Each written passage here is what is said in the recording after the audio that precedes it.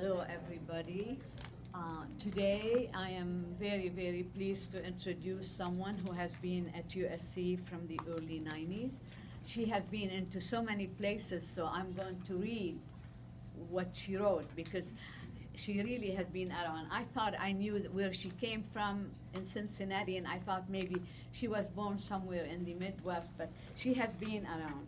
So Brenda Barnes, yeah, she's been around the United States almost all over. Brenda was appointed as president of USC Radio in 2001 after coming to USC as general manager of KUSC in 1997. She entered public radio back in 1985 after earning a master's degree in clarinet performance and musicology at Michigan State University, and then the University of Notre Dame, respectively. That means she went to, I don't know how she did, if she was a football fan, she must have had very divided. Then her undergraduate degree is in music at the University of North Carolina, Chapel Hill. And in 2009, she earned a Doctor of Planning and Development Studies degree from the University of Southern California. So this is why I needed to read this. I knew she had her PhD, but I didn't know exactly what was her focus. Brenda served as general manager at public stations also around the country in Fort Dodge, Iowa, and in Harrisonburg, Virginia. She developed a regional network of stations there that serves northeastern Virginia. She then moved to WGUC Cincinnati, that's what I remember, where she served as general manager for 2 years. And in 2011, she led the effort to expand USC Radio to San Francisco. And some of you who are in this North Bay area, some of you who are members of Town and Gown, you may remember I invited her to speak around that time, and her topic was to cover that newly established station in Northern California. And I had family at Stanford, brothers, and when they say, you're here, you're also here, because we go there to play them every other year in football. And he said they never saw so many people flying to Northern California. And he said, now you have your KUSC here. So it was kind of interesting. So she also, in 2011, led the effort to expand USC Radio to the Northern California. And she currently serves as vice chair of the board of directors of the station resource group. And this is why where her PhD training comes in very handy. And she's also a member of the board of directors of the National Public Radio, and where there are developments and exchange in Eastern Public Radio stations. She is also on the board of Oral Foundation, dedicated to the revival of music, that was suppressed by the Nazis in Germany, and a trustee emeritus of the Los Angeles County High School for the Arts Foundation. So she is a very, very busy lady, and I am very glad she took time of her schedule to speak to us today. Brenda.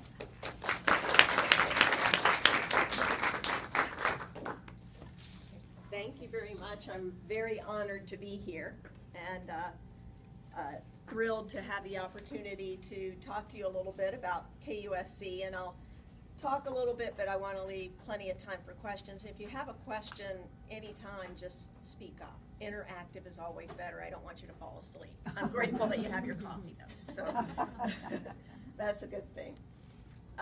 I wanted to start by just giving you a little bit of background about KUSC if you're not aware of it. It's one of the largest public radio stations in the nation, with more than 850,000 listeners every week. KUSC has often been the largest public radio station in the country of any format. So we've been very fortunate to have a strong audience.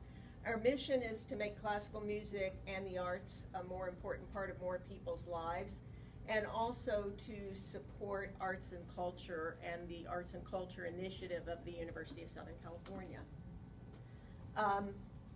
KUSC was founded in 1946. A lot of people don't know it goes back that far. It was actually one of the very first FM stations in Southern California when FM was brand new technology. So USC, you know, always wanting to be cutting edge even in the FM radio universe. And it was built with a gift from Captain Hancock. And the first home of KUSC was in the Hancock Foundation building. And it started broadcasting on October 24th in 1946, so we're coming up on our 70th anniversary. In 1971, the station became sort of a professional public radio station. It got its first grant from the Corporation for Public Broadcasting, a professional staff to work in addition to students. In 1978, it started broadcasting 24 hours a day and started to do broadcasts of the Los Angeles Philharmonic for the first time. In the 80s, it started expanding to other regions, Palm Springs, Santa Barbara, Thousand Oaks, stations that we still operate. The KUSC, when I first came, was in the Research Annex building. That was in 1997 when I first came here. And it was, you know, it's a bunker. There's one little tiny window in the whole building. And the carpet was wavy and kind of duct taped together. It was beautiful. There was a car parked outside that had about 50 bullet holes in it. So it was an exciting place to work. There were even roosters and chickens in the parking lot on a regular basis. So fortunately, they've done some renovation work to it. But we were anxious to get out of there, so we moved to downtown LA actually in 2001. And now we're actually in the tower that's crowned with the USC logo. So we're proud to be part of USC's presence in that building. We, in 2007, became the only classical station serving Southern California when K. Mozart, the longtime commercial classical station, switched to country. In 2009, we expanded into the Central Coast in Morro Bay. Then in 2010, we moved into our current home, and in 2011, we expanded into the Bay Area, and in 2012 into Silicon Valley. So we're now the only classical radio service in Southern California and the Bay Area. So we're serving most of California, which is great. This is who listens to KUSC, and age groups. And a lot of people look here and say, oh, only that percentage? This is actually way, way, way more young people than go to a concert hall. You know, not on campus, but to Disney Hall or Sagerstrom Concert Hall in Orange County. So one of the ways we're lucky is we do have listeners who are younger. Most of our audience is my age and older, but we do have significant younger listeners, and arts institutions are very interested in partnering with us because we do have people listening even under 24, which is pretty awesome. Why is it dipping? Why do you think that on the 55 to 64. Yeah. You know, an interesting thing, the younger baby boomers are less interested in the arts than the older baby boomers. There's a divide there. And a lot of organizations are struggling a little bit to engage the younger baby boomers. So this is the group we're really targeting right now. We have a concerted strategic effort around 45 to 64. We're consciously trying to see what we can do to boost audience in that demographic, and we're having some success. So that's our biggest goal. You pointed it out, Patty, perfectly, is to try to get that up, because there's huge potential there. To trying to do that, though, the challenge would be trying to attract that audience without losing your other audience. Though. Exactly right. Okay. Exactly right. So one of the things we tell our announcers is, don't talk about World War II like you were there fighting it. Because that doesn't, you know, it's the references you use, the cultural references you use, the things you talk about, it matters. So we try to talk about things that are going to be current for these people, knowing that it's been part of these people's lives too. So that's part of the way we do it. Our music is timeless. It's been around for, you know, hundreds, even 1,000 years. So that part of it is, you know, is constant, but the way we talk about it, the way we present it, the things that we say around it can make a huge difference in attracting audience. So as we have shifted away from talking about World War II like we were there, we've seen increases in that younger demographic that we're looking at. I know that when I go to the symphony at Disney Concert Hall, Alan Chapman many times is there, and he is so knowledgeable, and I think that's an attraction too, to listen to him and his knowledge. So then you think, okay, I mean, I've always listened to KUSC, but you have wonderful people that work at KUSC, very knowledgeable people. So. Exactly, and that is exactly the value proposition. You know, there are a million ways out there these days to listen to classical music. You know, even Pandora and Spotify have classical music. So what makes us different? What makes us special? It's that you get the music plus a knowledgeable person presenting it to you. And that's what listeners value, and that's why, in spite of the fact that there's competition out there, we're seeing our audience hold strong. Because Spotify doesn't have Alan Chapman or Jim Shveda or Rich Caparella or Brian Lauritsen or Dennis Bartel or our other personalities. So they are very, very important to the experience that listeners receive, and we know that. And we really work with them. They get professional talent coaching from a national expert. We really invest a lot in them, keeping them happy and helping them develop their skills too. And they are all terrific people. They are. More than 53% of our listeners are college graduates. That's really true for public radio in general, no matter the format. It's about, you know, it's about 50-50 male-female. This is our network in Southern California. So this tells you, the circles represent all of our different stations and the areas we serve, and you can see that we've got pretty solid coverage throughout Southern California. We get into, realistically, we get into northern San Diego County, but we don't get a strong signal into San Diego. I've been here 18 years. I've been working on trying to get into San Diego for 18 years. It hasn't worked out. We've expanded everywhere else. That's a tough market because half the stations that are licensed to San Diego are Mexican stations, and half of them are American stations. So you don't have that kind of dynamic in any communities except border communities. And what that means is there's only really half the number of stations the city could support that are able to be licensed by American entities, and that drives up the price. So the problem in San Diego is the cost of a station is so high, we can't work out the dollars to be able to try to purchase something unless we had a significant donation step in. So we still look at it, we're still interested, but we just haven't been able to make it work because of the supply and demand issues that are unique to San Diego and other border communities. Is there different, so there, I can see the different designations, so different call numbers in the different sections? Different frequencies for all of them.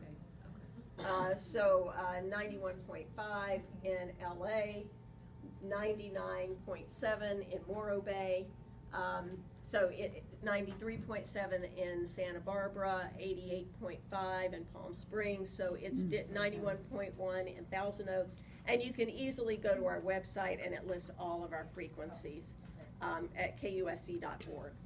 Does your website allow you to listen to it at all, or just? Yes, you can listen online. We have an app. Wow.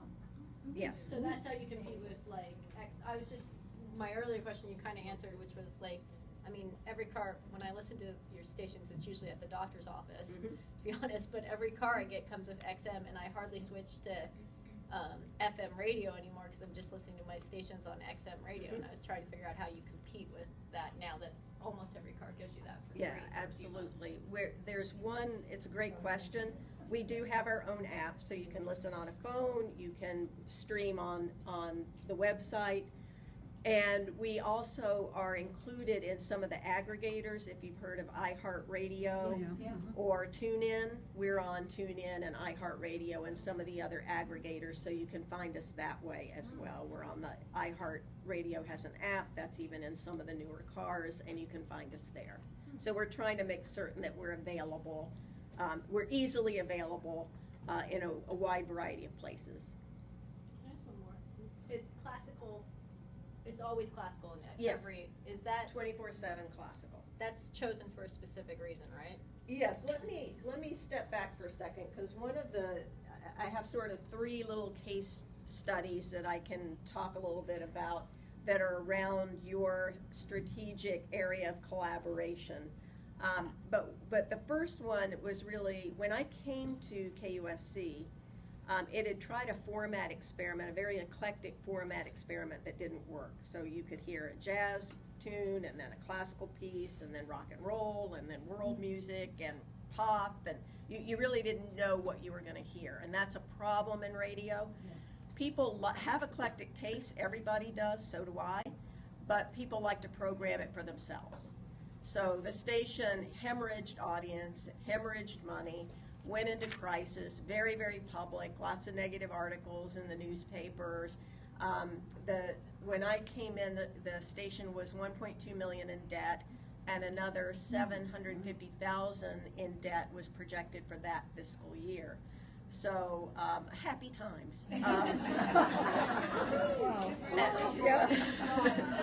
And Stanley Gold, who was the chair of the finance committee of the trustees at that time, there was KUSC and the nursing program in the doghouse. And the trustees said, fix this in 2 years, or there is no nursing program at USC any longer, but KUSC survived. So we were able to make it back to the black, which I knew we could, in 2 years' time. But there was also, at that time, there was a lot of very negative feeling. Obviously, people who love classical music were very angry that the station had changed format. Arts organizations were very angry, so nobody liked KUSC at that time. And we had a process of really rebuilding the station, the programming, the reputation, the whole 9 yards. So we were at bottom, and we were able to build it back. But the university, to get to your question finally, it made the decision that it looked at a variety of options because the station was in such poor shape. They looked at, should we sell it? Should we keep it? Should we keep it as a classical station? Should we shift format? They looked at all the options, and they ultimately decided they wanted to return the station to the classical format. They felt that was in the best interest of the university. So I was really hired with that mission in mind, and my background, obviously, and my experience made me sort of ideal for the job.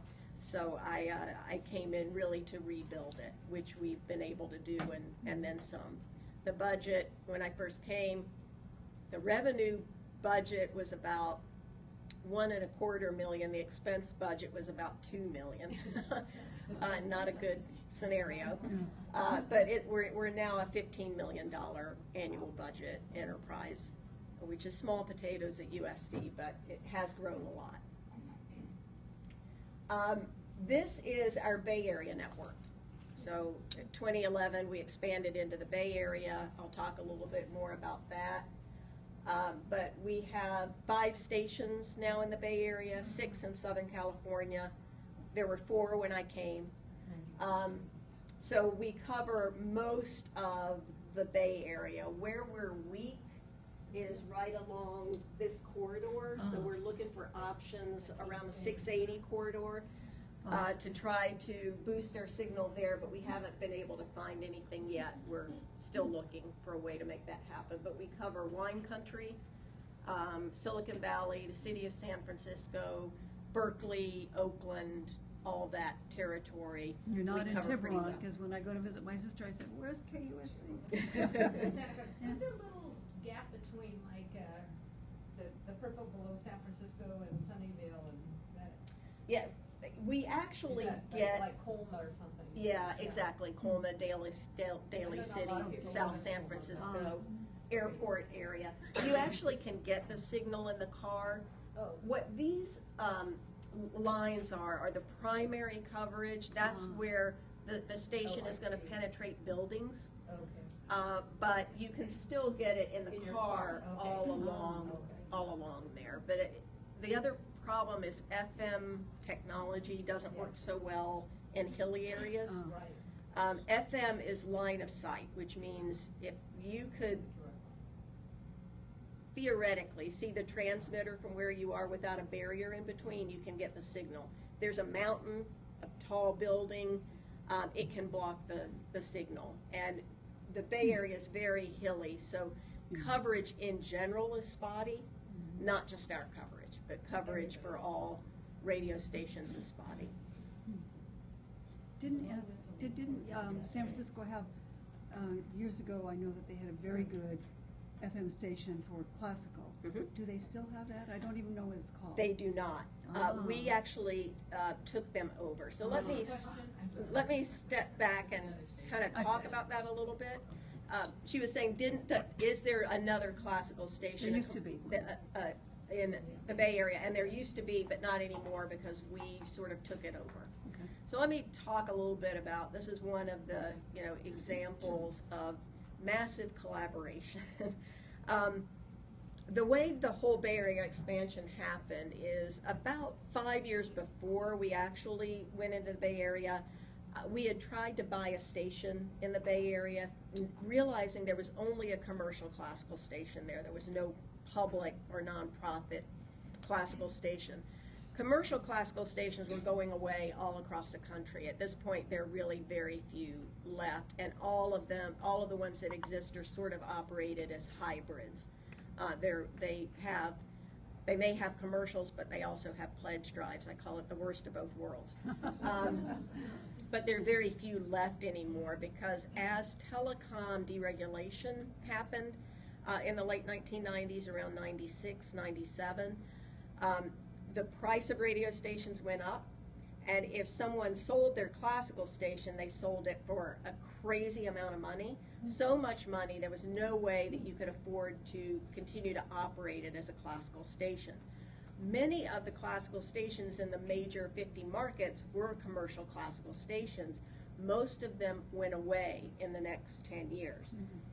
The last commercial classical station in a top 50 market that wasn't operating as some kind of a hybrid was in San Francisco. We knew that was vulnerable and that station was going to go away.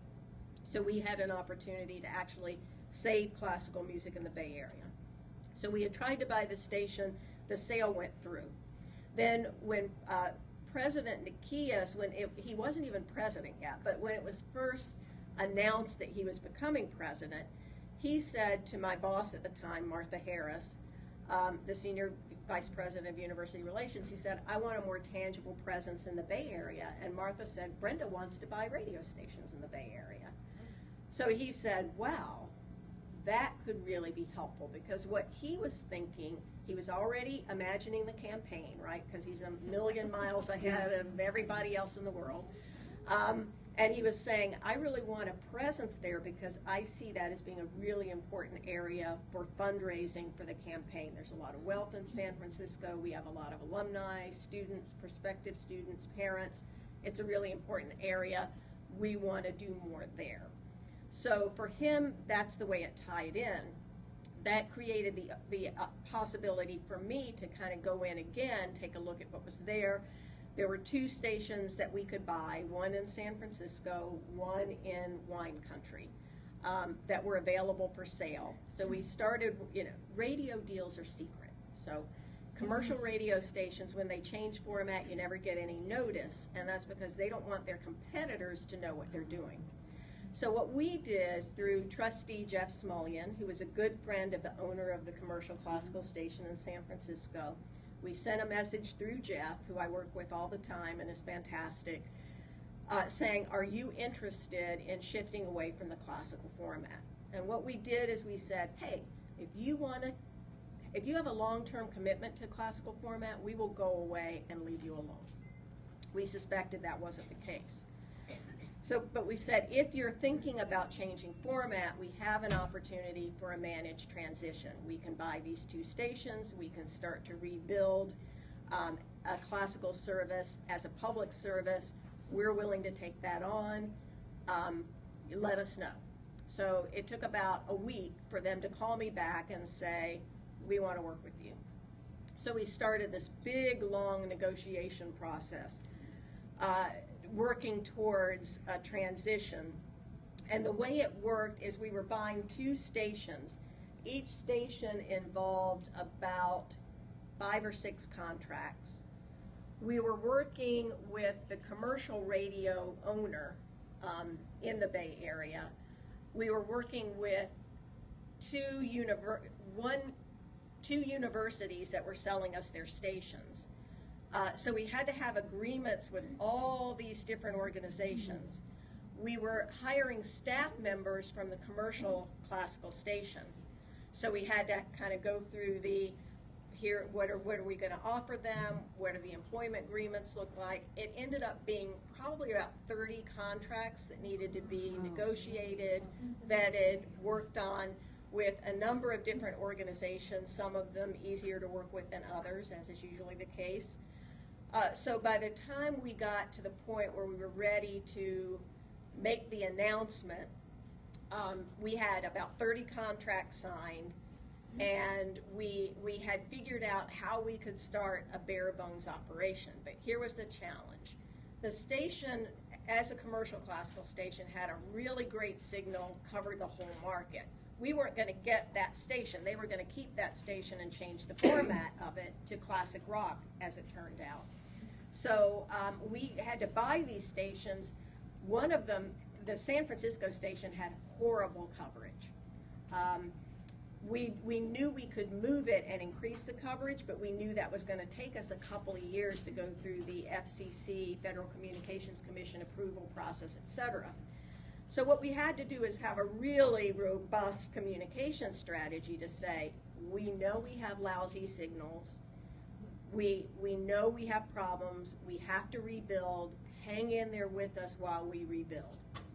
And it was a very difficult few weeks to try to take all the calls, answer all the questions, kind of deal with all of the public issues, help the staff who were now, new Trojans, understand that this feels like the end of your career. It's really the beginning of a new career. It's going to work out. It's going to be good, but we have to inspire the audience to hang in there with us while we do this rebuilding process. So it was a gigantic amount of work. In those first couple of weeks, I was doing most of the customer service myself. I responded to about 5,000 emails in a week, working like 21-hour days. I realized I was a little too old for that. But we managed to work our way through it and get the job done. And our new staff members were great. They just, after they got over the initial shock, they jumped in, they rolled up their sleeves, and all 6 of those people we hired at that time are still with us 5 years later. So it really worked out well. One thing to keep in mind about this is these kinds of mergers most often fail. It's very, very difficult to have kind of a merger, a takeover, bringing 2 organizations together. It's very difficult to do that successfully. And what I can say was a huge benefit for me is that I had done a similar collaboration right when I came to USC with another organization that worked really well for a while and then ceased to work. And that experience, you know, failure's the greatest teacher, right? Living proof. That experience of having had a collaboration work well for about 5 years, have 2 years where, gosh, it didn't really work well, and having to say, this is not working, we need to stop, and we need to shift and go our separate ways. I learned a huge amount in that experience that allowed me to apply that knowledge to the Bay Area expansion, which made it much, much more successful. So, you know, it's one of those things you always have to realize in life. A failure is just, you know, one step towards success. If you really stop, learn the lessons, internalize it, and are willing to have the courage to move on, it teaches you a lot, and it really helped us make the Bay Area a huge success. The people in University Advancement tell me it's a huge benefit. Patrick at the Alumni Association says it's a huge benefit to have us saying every hour on the hour. This is a broadcast service of the University of Southern California. And President Nikias likes to tell people we force everyone at Stanford and Cal to listen to that once an hour, every hour, if they want to listen to classical music. So it was an example of a huge collaboration, lots of moving parts, lots of players, very challenging and difficult to pull together, but it's been a huge success, and it's been a huge benefit to USC and to our organization too. Well, as we discussed earlier, Nikias was Dean of the School of Engineering when it was renamed, like the first year in 2000, 2001. So he wrote an email, and I work for the Viterbi as well as for the library, and he said, how are we going to advertise the name of the Viterbi? I told him, I wrote back right away, and I said, it's easy. Talk to Martha Harris. He said, why? He said, because if you listen to KUSC, it says every time they said, and we are broadcasting from KUSC, home of this school.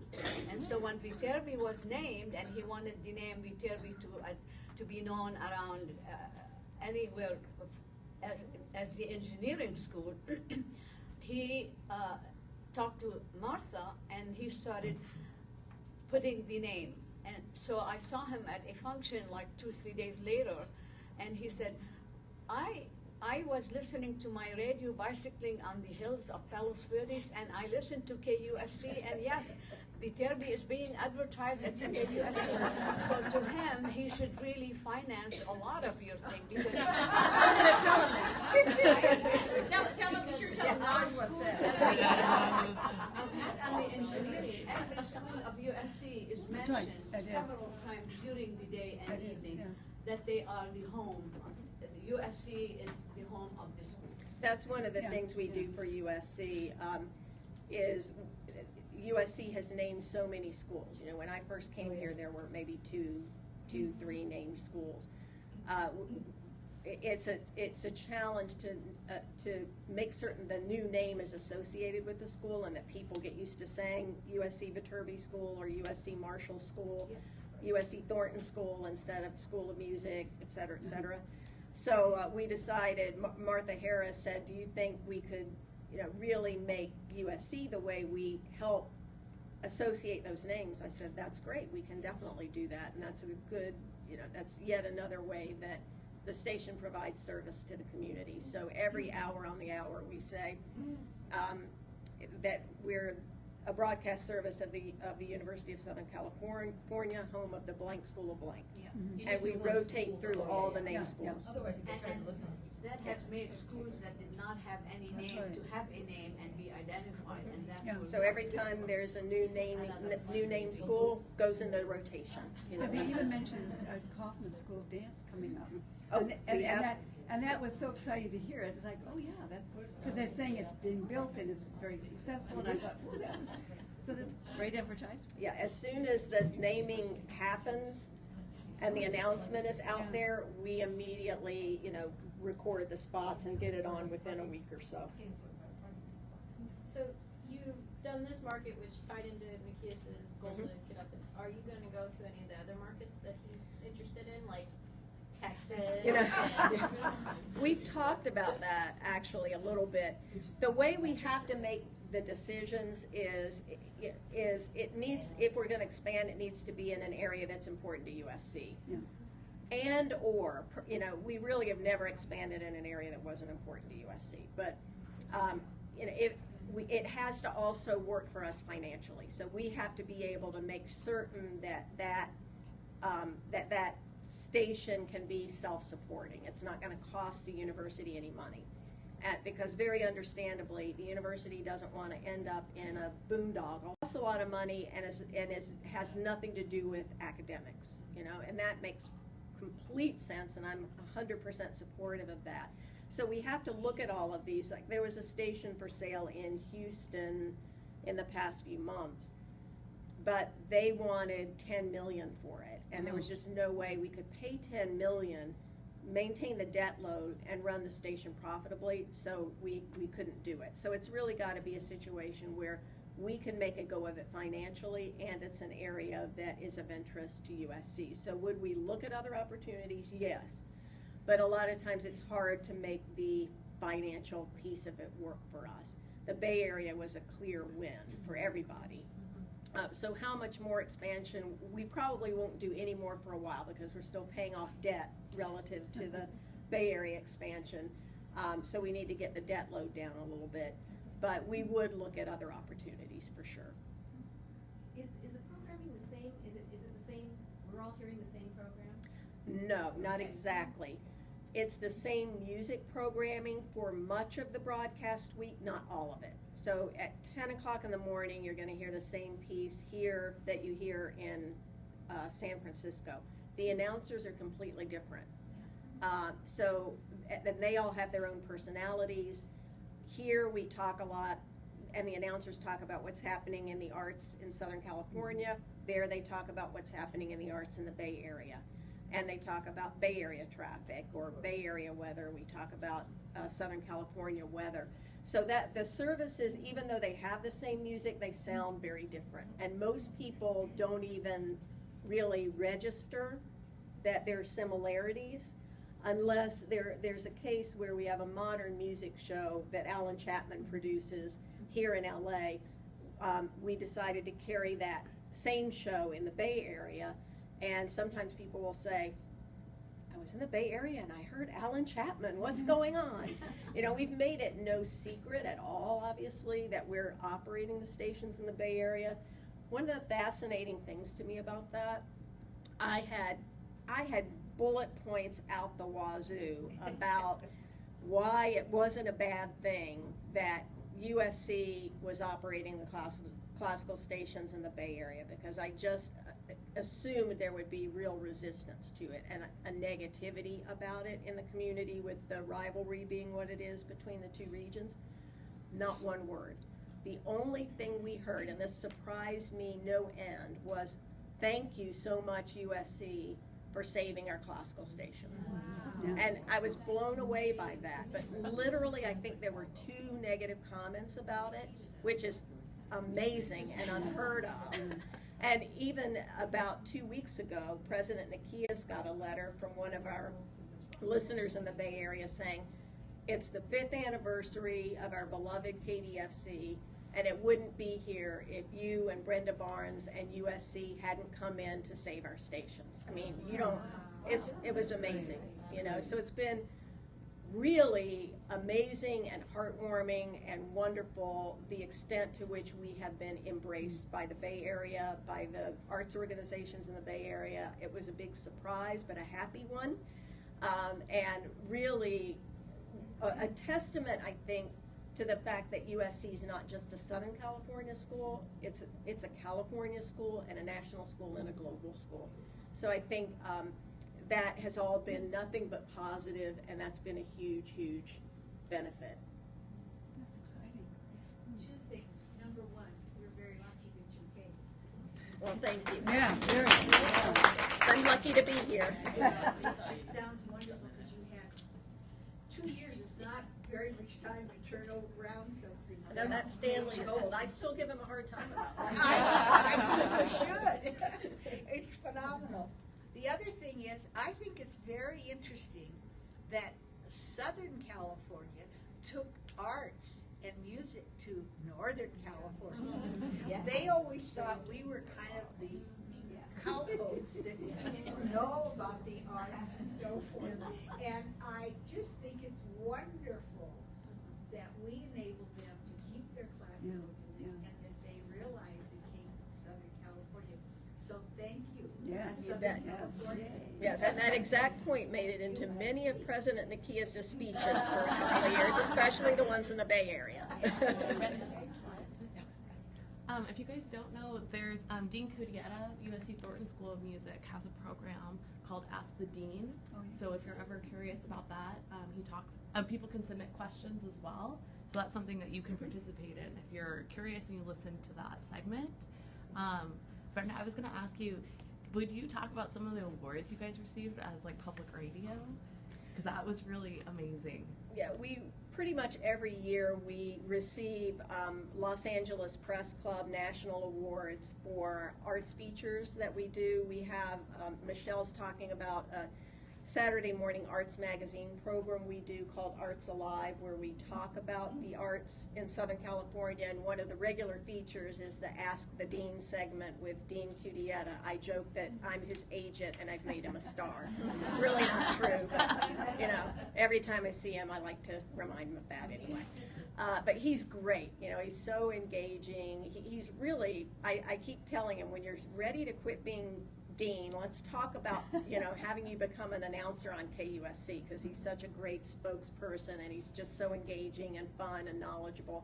And he's actually publishing, I'll add to the to Michelle's comment, a book is being published based on Ask the Dean, written by Rob with the help of Gail Eichenthal, who's the person who interviews him every week for the Ask the Dean feature. So a book is coming out based on that as well. And we take questions from the audience about anything related to music. Why does a conductor use a baton? You know, people can ask any question they want, and he will canvass the faculty of the USC Thornton School to get an answer that we talk about on the air, and people love it. It's a great feature. Yeah, they also mentioned Professor Mortson. Morton Lauritsen. We've had a long association with him.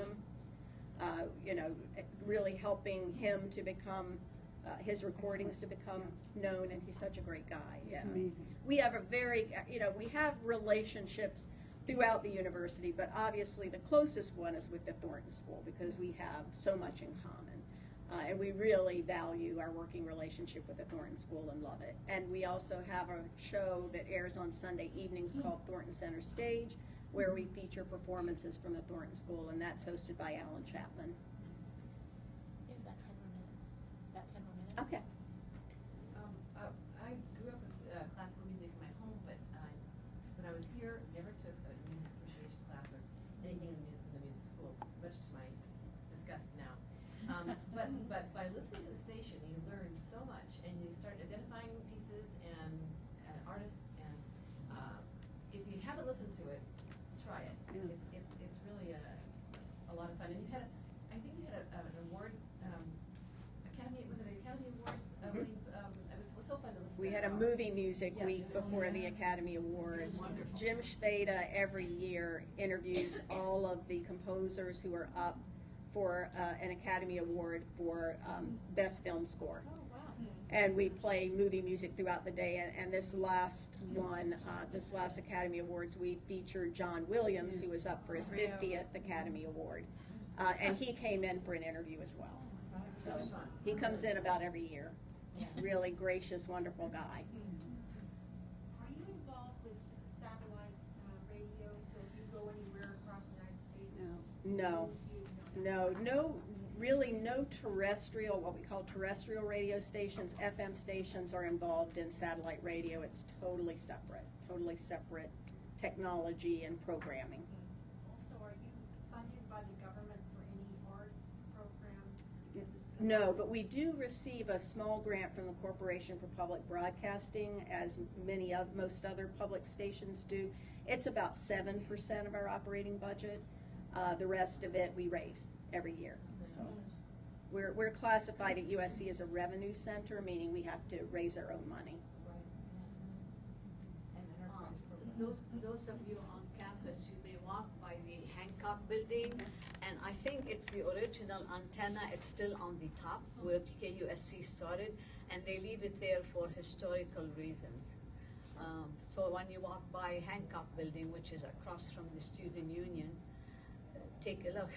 Yeah, our current broadcast tower is on Mount Wilson, so we come up in order. You come up a little higher. Otherwise you have no One other thing I wanted to let you know about, and I talked about Arts Alive.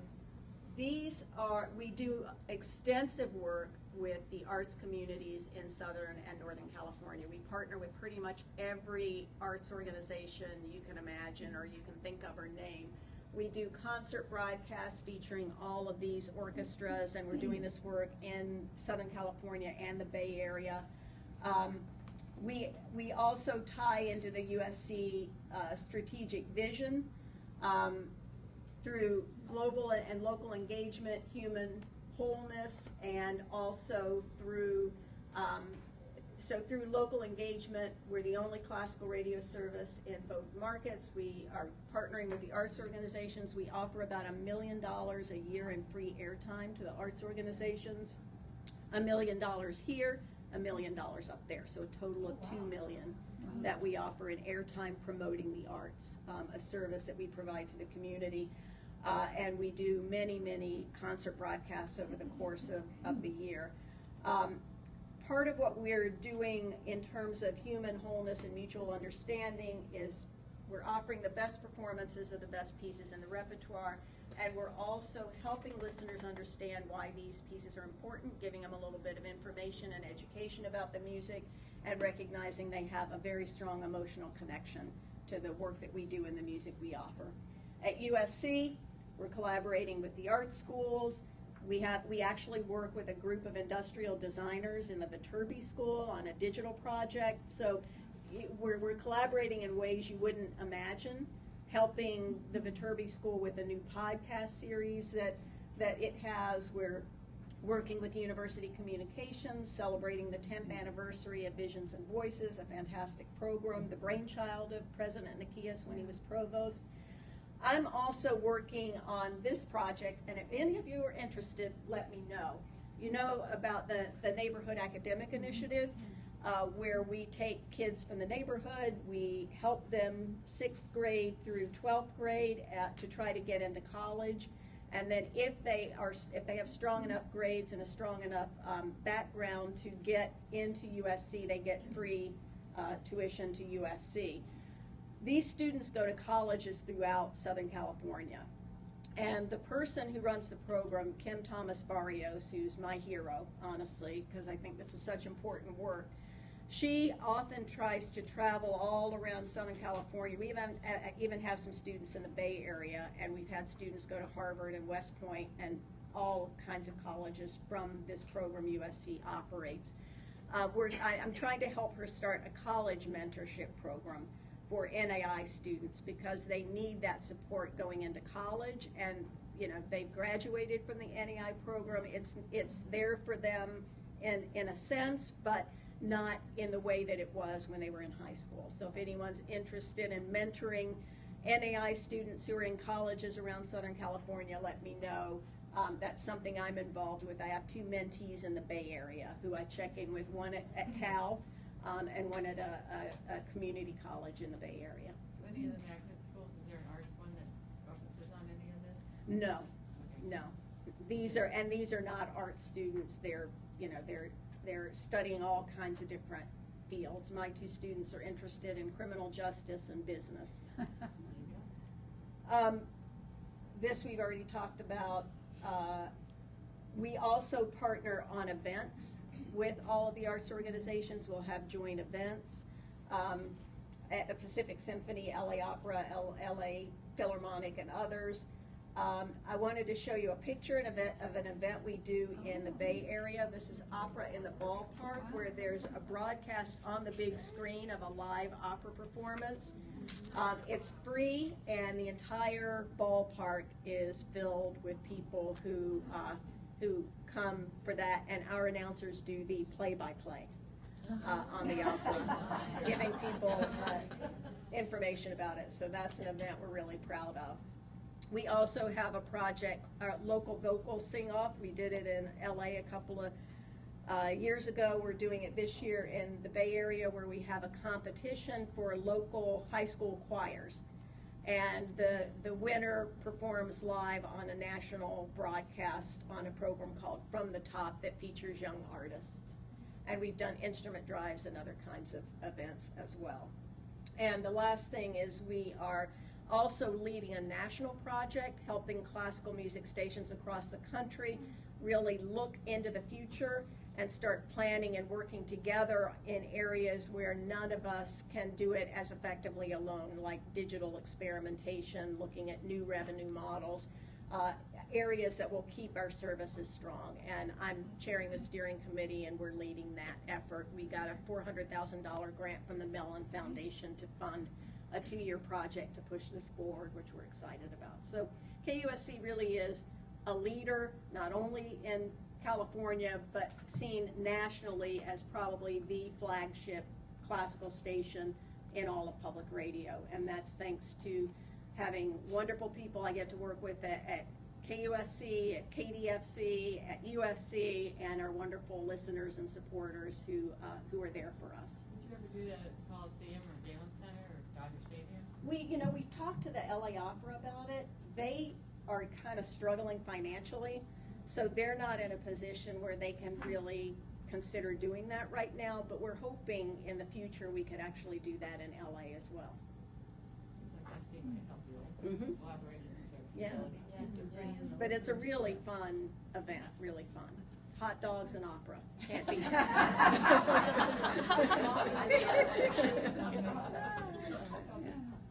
Increase your viewership or listening to the younger kids. When I used to drive carpool with my kids, I would play classical music because one, it reduced their stress, reduced their anxiety, but you could also have conversations that you weren't competing with lyrics. And it's also, I think, good for brain development and all that. But if you get more young moms to buy into that, but that's just what you have to set on. And you're absolutely right, and that's why in the mornings we actually have a feature called the Off to School Request, where we play requests from kids, and we do it at a time when they're likely to be driving to school. So we're right there with you, working on that. Wow, thank you so much. Thank you so much.